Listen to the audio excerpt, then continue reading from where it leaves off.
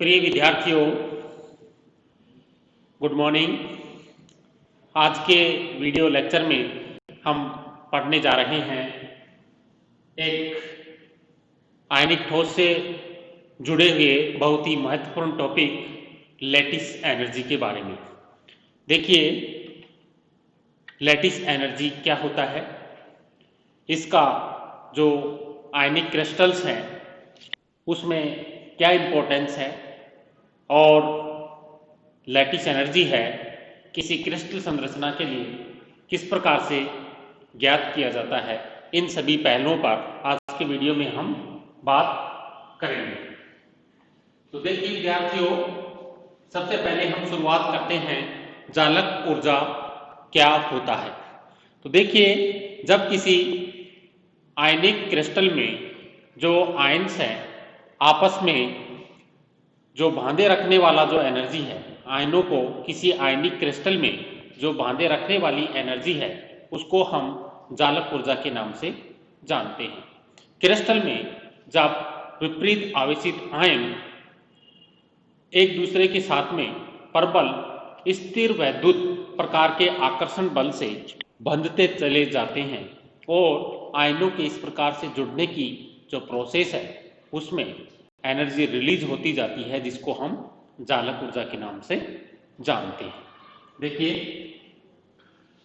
ये इसका जो मैथमेटिकल जो रिप्रेजेंटेशन है उसको हम किस प्रकार से हम केमिकल इक्वेशन के माध्यम से जालक ऊर्जा को परिभाषित करें। तो देखिए, ये गैसीय आयन दिखाए हैं, ये धनायन है और ये क्या है, ऋणायन है।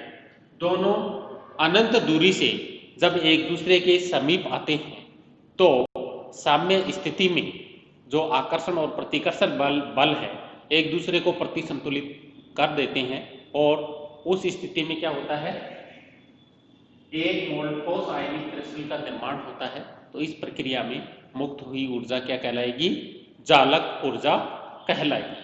तो किस प्रकार से परिभाषित करेंगे, जब दो विपरीत आवेशित गैसीय आयन अनंत दूरी से एक दूसरे के समीप आकर एक मोल ठोस आयनिक क्रिस्टल का निर्माण करते हैं, तो इस प्रक्रिया में मुक्त हुई ऊर्जा जालक ऊर्जा कहलाती है, जिसको हमने यहां पे U0 से डिनोट किया है। ओके, तो यहां पे जो ये U0 है इसको हम जालक ऊर्जा कहते हैं। इसको हम दूसरे तरीके से भी डिफाइन कर सकते हैं। अगर एक मोल ठोस आयनिक क्रिस्टल को उसके अवयवी विपरीत आवेशित गैसीय आयनों में विभक्त करना हो तो इसके लिए आवश्यक ऊर्जा जालक ऊर्जा कहलाती है। ओके, पहली बात हमने कही कि जब दो विपरीत आवेशित गैसीय आयन अनंत दूरी से चलकर एक दूसरे के समीप आकर साम्य स्थिति में एक मोल ठोस आयनिक क्रिस्टल का निर्माण करते हैं, तो इस प्रक्रिया में मुक्त हुई ऊर्जा जालक ऊर्जा कहलाती है। दूसरे शब्दों में हम जालक ऊर्जा को इस प्रकार से भी परिभाषित कर सकते हैं कि एक मोल ठोस आयनिक क्रिस्टल को उसके अवयवी गैसीय विपरीत आवेशित आयनों में विभक्त करने हेतु आवश्यक ऊर्जा जालक ऊर्जा कहलाती है। ओके, ये बात क्लियर हो गई होगी जालक ऊर्जा क्या है। देखिए, इसको एक डायग्राम के माध्यम से हम समझने का प्रयास करते हैं कि किस प्रकार से विपरीत आवेशित गैसीय आयन अनंत दूरी से एक दूसरे के समीप आकर आयनिक क्रिस्टल का निर्माण करते हैं और इस आयनिक क्रिस्टल के निर्माण की प्रक्रिया में किस प्रकार से जो ऊर्जा परिवर्तन होता है। तो देखिए, ये जो एक्स एक्सिस है इस पे हमने लिया है इंटरन्यूक्लियर डिस्टेंस, यानी जो दो आयन है उन दोनों आयनों के बीच का जो अंतरनाभिकीय दूरी है उसको हमने एक्स एक्सिस पे लिया है और ये जो वाई एक्सिस है इस पे हमने लिया है पोटेंशियल एनर्जी। एक बात आप अच्छी प्रकार से जानते होंगे कि जब किसी सिस्टम की एनर्जी न्यूनतम होती है उस स्थिति में वह सिस्टम सर्वाधिक स्थायी होता है। ओके, और हमारा उद्देश्य क्या है? हमारा उद्देश्य एक स्थायी आयनिक क्रिस्टलीय संरचना का निर्माण करना है। तो एक स्थायी आयनिक क्रिस्टल संरचना के निर्माण के लिए उसकी जो पोटेंशियल एनर्जी है न्यूनतम होनी चाहिए। ओके, तो देखिए दो विपरीत आवेशित गैसीय आयन है। देखिए ये धनायन है जिसमें N+ चार्ज दिखाया गया है, गैसीय है, प्लस ये H- है जिसके N जो है आयन वो भी गैसीय अवस्था में इसके साथ में कंबाइन होंगे। लेकिन शुरुआत में क्या है, दोनों के बीच में दूरी क्या है? अनंत है। अंतर नाभिकीय दूरी यहाँ पे क्या है? अनंत है। जब हम अनंत दूरी से, यानी जब दो विपरीत आवेशित गैसीय आयनों की मध्य दूरी अनंत है, तो वहां से जब हम आयनों को एक दूसरे के समीप लेकर के आते हैं तो एक निश्चित दूरी के पश्चात उनमें इंटरेक्शन प्रारंभ होता है। इंटरेक्शन से यहाँ पे तात्पर्य है कूलाम्बिक इंटरेक्शन, जो कि दो टाइप के होते हैं, एक होता है प्रतिकर्षण और एक होता है आकर्षण। तो जो ही हम विपरीत आवेशित गैसीय आयनों को अनंत दूरी से एक दूसरे के समीप लेकर के आएंगे तो दोनों के मध्य आकर्षण और प्रतिकर्षण प्रारंभ हो जाता है। आकर्षण कहाँ होगा और प्रतिकर्षण कहाँ होगा? तो देखिए जब दो आयन एक दूसरे के समीप आते हैं तो आयनों के पास में दो चीजें हैं, नाभिक है और नाभिक के चारों ओर इलेक्ट्रॉन्स हैं। एक आयन का नाभिक दूसरे आयन के इलेक्ट्रॉन्स को आकर्षित करता है, ठीक उसी प्रकार से दूसरे का जो नाभिक है पहले वाले के इलेक्ट्रॉन्स को आकर्षित करता है। यानी एक आयन के नाभिक और दूसरे आयन के इलेक्ट्रॉन या वाइस वर्सा, इस प्रकार का जो इंटरेक्शन है उसको हम आकर्षण की जो कूलाम्बिक इंटरेक्शन है उसके नाम से जानते हैं। दूसरा देखिए प्रतिकर्षण, एक आयन का नाभिक दूसरे आयन के नाभिक को प्रतिकर्षित करेगा, ऐसे ही एक आयन का इलेक्ट्रॉन्स दूसरे आयन के इलेक्ट्रॉन्स को प्रतिकर्षित करेंगे। लेकिन क्या होता है, जैसे जैसे आयनों को हम एक दूसरे के समीप लाते हैं तो क्या होता है, आयन आकर्षण की वजह से एक दूसरे के समीप आते चले जाते हैं। ओके, तो आकर्षण की वजह से क्या होता है, एनर्जी घटती है। तो देखिए इसमें ये जो ग्राफ है, ये नीचे वाला जो है वो पोटेंशियल एनर्जी अट्रैक्शन को शो कर रहा है। देखिए जैसे जैसे हम इंटरन्यूक्लियर डिस्टेंस हम घटाएंगे तो क्या होगा, आयन एक दूसरे के समीप आएंगे तो आकर्षण बढ़ेगा तो पोटेंशियल एनर्जी कम होगी। देखिए पोटेंशियल एनर्जी कम होती चली जा रही है। ओके, कम होती चली जा रही है। एक स्थिति ऐसी भी आ सकती है जब हम दोनों आयनों को एक दूसरे के बिल्कुल समीप लेकर के आ जाएं, तो ऐसी स्थिति संभव नहीं है, इसलिए क्या है इसको डॉट डॉट से दिखाया गया है। एक पर्टिकुलर दूरी के बाद में अगर हम आयनों को और अधिक समीप लाने का प्रयास करते हैं तो क्या होता है, एनर्जी बढ़ना प्रारंभ हो जाती है बजाय कि घटने की। ओके, तो देखिए एक सामान्य स्थिति ऐसी आती है जिस पर इंटरन्यूक्लियर डिस्टेंस को हमने क्या कहा है, R0 से रिप्रेजेंट किया है। तो इस सामान्य स्थिति में क्या होता है, potential energy attraction equal to potential energy repulsion, यानी प्रतिकर्षण की जो पोटेंशियल एनर्जी है उसका मान आकर्षण की पोटेंशियल एनर्जी के बिल्कुल बराबर हो जाता है, उसको हम साम्य स्थिति बोलते हैं। ओके, यानी यह वो स्थिति है जिस पर कोई भी जो आयनों के जो संयुग्मन से आयनिक क्रिस्टल का निर्माण हो रहा है वो सर्वाधिक स्थायित्व शो करता है। ये बात क्लियर हो गई होगी।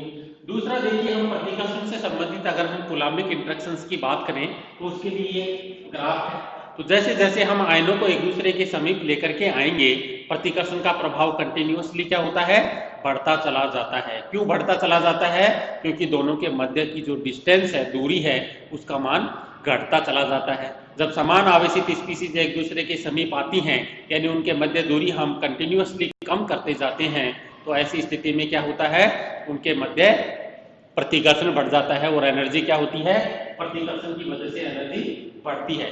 दो चीजें आपको ध्यान रखनी होंगी, आकर्षण की वजह से हमेशा एनर्जी का मान घटता है और प्रतिकर्षण की वजह से एनर्जी का मान बढ़ता है। अगर कहीं भी आकर्षण है तो वहां पे एनर्जी कम होगी और जहां पे प्रतिकर्षण है वहां पे एनर्जी बढ़ेगी। ओके, तो ये सामान्य बातें हैं जिसको हम, जो केमिस्ट्री है, हर ऑर्गेनिक केमिस्ट्री है या फिर इनऑर्गेनिक केमिस्ट्री है, कहीं पे भी हम अप्लाई कर सकते हैं। ओके, अब देखिए इसमें ये जो ग्राफ दिखाया गया है ये साम्य स्थिति को दर्शा रहा है जिसमें आकर्षण और प्रतिकर्षण दोनों प्रभावों को ध्यान में रखा गया है। तो देखिए जब हम अनंत दूरी से आयनों को एक दूसरे के समीप लेकर के आते हैं तो क्या होता है, पोटेंशियल एनर्जी का मान घटता है, घटता चला जाता है, घटता चला जाता है। देखिए यानी स्थायी को गेन करता चला जाता है। इस स्थिति में आकर के जो पोटेंशियल एनर्जी है उसका मान न्यूनतम प्राप्त होता है और जब न्यूनतम प्राप्त होता है तो क्या है, इसको हम PE0 के नाम से डिनोट करते हैं। ये क्या है, PE0 जो कि साम्य स्थिति की पोटेंशियल एनर्जी को दर्शा रहा है। उसके बाद में जब हम आयनों को एक दूसरे के समीप और लाने का प्रयास करते हैं तो देखिए इस ग्राफ के अनुरूप पोटेंशियल एनर्जी का मान बढ़ना शुरू हो जाता है और यह इस प्रकार से पोटेंशियल एनर्जी का मान अनंत हो जाता है जब इंटरन्यूक्लियर डिस्टेंस कितनी होगी, 0 होगी। यानी दोनों आयनों को एक दूसरे में मिला दिया गया है तो उस स्थिति में पोटेंशियल एनर्जी कितनी हो गई है, अनंत हो गई है। ओके, ये देखिए इसके पैरेलल ग्राफ आ गया है, इस प्रकार से अनंत पे जाकर के इसमें मिल जाता है। तो ये ग्राफिकल रिप्रेजेंटेशन के माध्यम से ये बात स्पष्ट हो गई होगी कि किस प्रकार से विपरीत आवेशित गैसीय आयनों के मध्य अंतर्नाभिकीय दूरी का मान जब हम कम करते चले जाते हैं तो उसके अनुरूप पोटेंशियल एनर्जी में किस प्रकार का परिवर्तन दृष्टिगोचर होता है और जो कूलम्बिक इंटरेक्शन है आकर्षण से संबंधित और जो प्रतिकर्षण से संबंधित उनका जो प्रभाव है अंतर्नाभिकीय दूरी परिवर्तन के साथ में किस प्रकार का होता है, इस पे हमने इस ग्राफ के माध्यम से डिस्कस किया है। ओके, अब देखिए जो चालक ऊर्जा है उसका इंपॉर्टेंस क्या है, महत्व क्या है। इंपॉर्टेंस ऑफ लैटिस एनर्जी, चालक ऊर्जा देखिए किसी भी क्रिस्टल के निर्माण के दौरान जब विपरीत आवेशित गैसीय आयन एक दूसरे के समीप आते हैं तो चालक ऊर्जा रिलीज होती है। जितनी अधिक चालक ऊर्जा रिलीज होगी वो क्रिस्टलीय संरचना उतनी ही अधिक स्थायी होगी। यानी अगर हम चालक ऊर्जा के कंपैरिजन करें कि इन दो क्रिस्टलीय संरचनाओं के मध्य तो जिस क्रिस्टल संरचना के लिए चालक ऊर्जा का मान अधिक होगा वह क्रिस्टल स्ट्रक्चर ज्यादा स्थायी होगी। यानी चालक ऊर्जा का सीधा सीधा संबंध उस क्रिस्टल के स्थायित्व से है। तो महत्व क्या हो गया इसका, इंपॉर्टेंस क्या हो गया, हम इसके एबिलिटी के बारे में बता सकते हैं।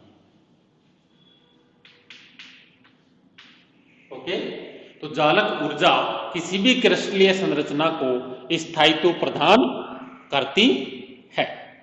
ओके, अब देखिए इसकी गणना कैसे करते हैं, कैलकुलेशन हम कैसे करें। कैलकुलेशन देखिए चालक ऊर्जा को कैलकुलेट करने के दो तरीके हैं। चालक ऊर्जा को हम सैद्धांतिक विधि से कैलकुलेट कर सकते हैं, चालक ऊर्जा को हम प्रायोगिक विधि से कैलकुलेट कर सकते हैं। तो पहला है प्रायोगिक विधि,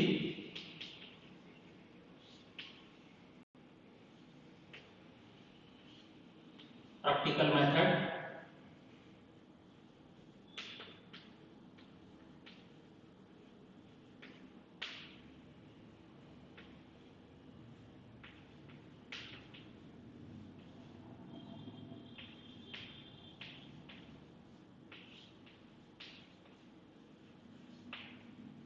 और दूसरी है सैद्धांतिक विधि जिसको हम थ्योरेटिकल मेथड के नाम से भी जानते हैं।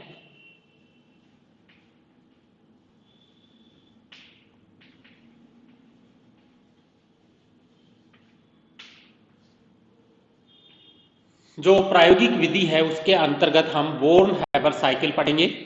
बोर्न-हैबर चक्र जो कि एक उष्मागतिकीय चक्र है जो विभिन्न प्रकार की जो ऊर्जा परिवर्तन है उसके बीच में अंतर संबंध को व्यक्त करता है। हम विस्तार से जब हम बोर्न-हैबर चक्र पढ़ेंगे उस दौरान इस पे बात करेंगे। दूसरा है सैद्धांतिक विधि, इसके अंतर्गत हम बोर्न समीकरण को डिराइव करेंगे। ओके, और बोर्न समीकरण के माध्यम से हम जालक ऊर्जा को किस प्रकार से सैद्धांतिक विधि का इस्तेमाल करते हुए कैलकुलेट करते हैं उस पर हम बात करेंगे। ओके, ये दोनों जो विधियां हैं वो काफ़ी इंपॉर्टेंट मेथड है और 1 बाय 1 करके और उदाहरण सहित हम इन पे नेक्स्ट क्लास में हम चर्चा करेंगे। आज का वीडियो इतना ही और धन्यवाद आप सभी का।